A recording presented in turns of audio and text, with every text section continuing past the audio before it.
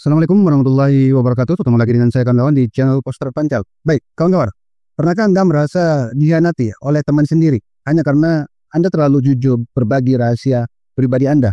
Atau mungkin Anda pernah merasakan bagaimana sakitnya melihat sebuah informasi sensitif tentang diri Anda tersebar luas tanpa seizin Anda? Apa jadinya jika sahabat yang selama ini Anda percaya ternyata dia diam-diam menusuk dari belakang demi keuntungan pribadinya, atau bahkan sekedar mencari perhatian di media sosial? Baik, kawan-kawan, di zaman teknologi canggih sekarang ini di mana media sosial mengendalikan hampir seluruh sisi kehidupan, aspek kehidupan, berbagi informasi pribadi dengan teman menjadi hal yang sangat lazim atau dianggap biasa. Dari cerita hubungan asmara, kondisi keuangan, hingga pamer kekayaan seperti mobil mewah, semuanya seakan berlomba-lomba dibagikan demi apa? Demi validasi sosial, demi status sosial. Namun kawan-kawan, sadarkah Anda bahwa terlalu banyak berbagi justru bisa menjadi bumerang yang bisa menghancurkan kehidupan pribadi Anda sendiri? Bahkan bisa membuat Anda kehilangan segalanya, mulai dari trust atau kepercayaan, kehilangan kekayaan, hingga reputasi yang selama ini Anda bangun dengan susah payah hancur dalam sekejap hanya karena kejerobohan hati sendiri. Kawan-kawan, persahabatan sejati memang didasarkan pada kepercayaan dan keterbukaan. Namun batasan antara berbagi dan membuka celah kerentanan penipuan misalnya seringkali ini tak terabaikan, kawan-kawan. Data menunjukkan bahwa sebagian besar, di atas 70% pengguna medsos di Indonesia secara aktif, kawan-kawan, membagikan aspek kehidupan pribadi mereka secara terbuka. Ya, secara terbuka.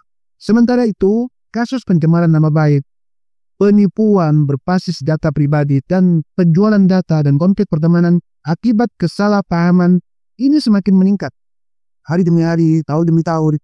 Fenomena ini kan kalau menegaskan bahwa ada kemudahan komunikasi, tersembunyi ancaman nyata yang bisa menghancurkan bukan hanya persahabatan, tetapi juga menghancurkan diri sendiri, bisnis, reputasi, walaupun ini secara digital. Bayangkan kawan-kawan, jika ada seorang pengusaha muda, taruhlah namanya Adrian, yang sukses membangun bisnis startup berbasis teknologi hingga memiliki kekayaan miliaran rupiah dan sebuah atau beberapa buah mobil mewah.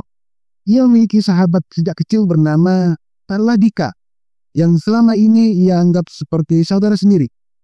Karena kedekatan dan rasa percaya ini kawan-kawan yang begitu dalam dari Adrian kepada si Dika, Adrian akan berbagi segala hal, mulai dari laporan keuangan bisnisnya, strategi pemasaran bisnisnya, hingga masalah pribadi seputar rumah tangganya. Namun kawan-kawan, siapa sangka Dika ternyata menyimpan niat tersembunyi.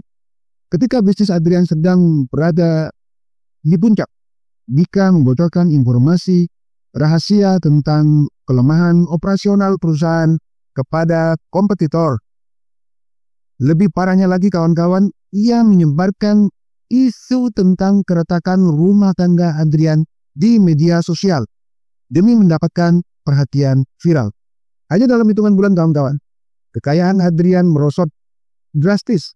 Mobil mewahnya terpaksa dijual satu persatu untuk menutupi kerugian bisnisnya. Reputasinya sebagai seorang pengusaha pun, pengusaha startup, tercoreng.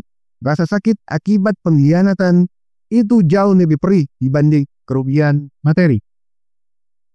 Namun Adrian belajar dengan cara yang baik, bahwa terlalu banyak berbagi, terlalu banyak sharing dengan temannya meskipun kepada orang yang disebut sahabat bisa menjadi sebuah awal kehancuran.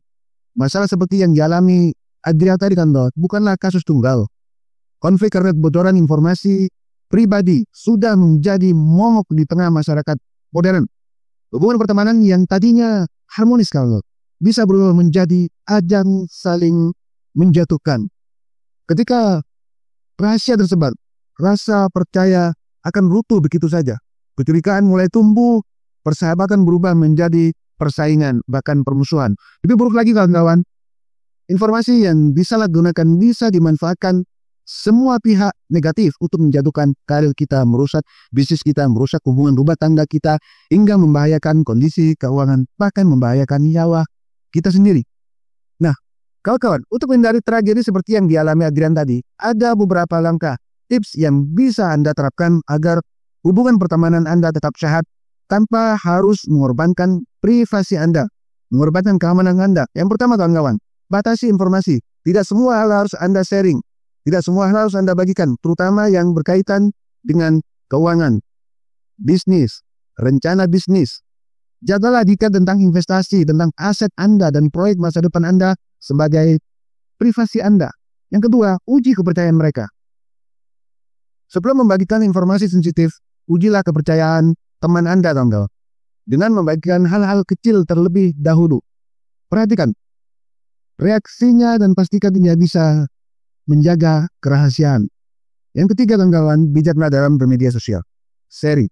Teknologi memang memudahkan kita untuk berkomunikasi, untuk terpaut, tetapi juga bisa menjadi pisau bermata dua. Hindari pamer berlebihan, kawan-kawan, tentang mobil mewah yang Anda punya, tentang rumah mewah yang Anda tempati, saldo rekening Anda di media sosial, karena ini bisa memancing iri hati dan membuka celah bagi orang yang berniat buruk, bahkan kehancuran rumah tangga Anda. Yang keempat, simpan rahasia Anda sendiri, kawan-kawan.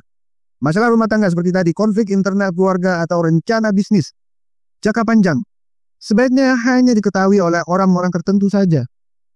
Atau mungkin hanya Anda dan pasangan Anda, tim inti yang benar-benar dapat Anda percaya. Kemudian yang kelima, kawan, evaluasilah pertemanan Anda. Kadang-kadang ada teman yang hadir bukan untuk membangun, tapi melainkan untuk mencari celah untuk menghancurkan. Jangan ragukan, kawan, untuk menjauh dari orang-orang yang negatif, orang-orang toksik, mulai menunjukkan tanda-tanda manipulatif ini, kan, kawan. Orang yang iri hati, suka memanfaatkan kelemahan Anda.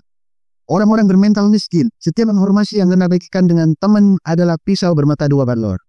Bisa bermanfaat atau bisa mematikan Anda. Bisa memperkuat hubungan, tetapi juga bisa menjadi sumber kehancuran keseimbangan antara keterbukaan dan menjaga privasi adalah kunci yang benar-benar harus Anda jaga. Menjaga kekayaan, menjaga reputasi, hubungan harus tetap harmonis. Jangan biarkan teknologi dan media sosial membuat Anda kehilangan kendali atas kehidupan pribadi Anda, kawan-kawan. Cobalah renungkan kembali. Apakah selama ini Anda terlalu mudah untuk percaya sama orang lain, walaupun itu sahabat Anda? Sudahkah Anda menjaga informasi sensitif tentang keuangan, tentang hubungan Anda dengan istri Anda, hubungan Anda dengan anak Anda, atau kehidupan pribadi Anda dengan bijak? Jika Anda ingin tahu lebih banyak, kawan-kawan, tentang cara bagaimana melindungi privasi dan membangun pertemanan yang sehat di era teknologi ini, kawan-kawan, silakan tonton video banyak di YouTube, kawan-kawan, tentang keamanan data pribadi dan dinamika pertemanan di zaman modern ini, kawan-kawan.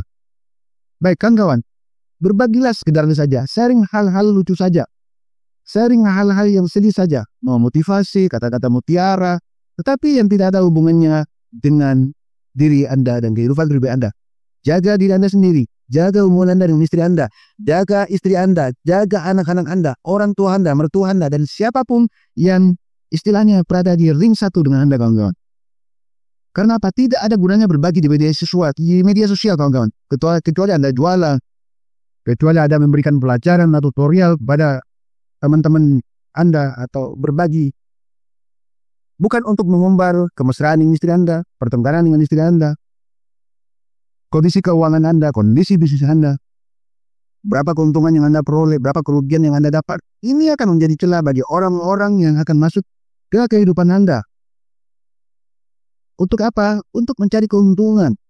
Saat Anda rugi, ada orang masuk menawarkan bantuan untuk melakukan recovery, katanya begitu, dengan menarif, memberikan tarif yang harus Anda bayar.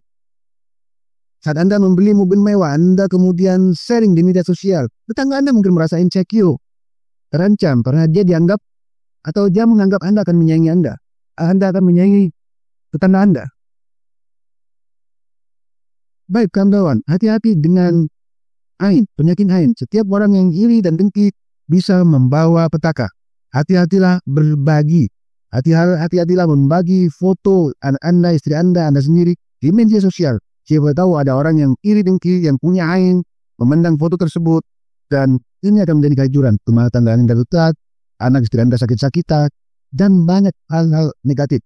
Tidak ada untungnya berbagi di media sosial, kawan-kawan. Selain Anda jualan, selain Anda memberikan tutorial. Walaupun, apalagi wartawan sih, kawan-kawan. Ini hal-hal yang sangat-sangat, sangat-sangat lucu. Hal-hal negatif seperti ini tidak perlu kita sharing kawan. Apa gunanya mengumbar aib orang lain? Kalau misalkan dia berkasus, dia negatif, dialah orang-orang yang menggatu kita laporkan saja langsung kawan. Tidak perlu kita sebarkan aibnya. Sekali lagi, pertanggungjawaban kita bermedia sosial tidak hanya di dunia kawan. Tidak hanya membahayakan diri kita sendiri kawan, tetapi akan kita pertanggungjawaban nanti di akhirat. Baik kawan-kawan, terima kasih telah menonton. Saya doakan semoga kita semua baik-baik saja. Bijaklah dalam berbagi di media sosial. Bijaklah Anda dalam berteman. Anda boleh baik dengan siapa saja, tetapi Anda tidak boleh mempercayai semua orang. Ingat kawan-kawan, Anda boleh baik dengan siapa saja, tapi Anda tidak boleh mempercayai semua orang. Sampai jumpa di video berikutnya. Assalamualaikum warahmatullahi wabarakatuh.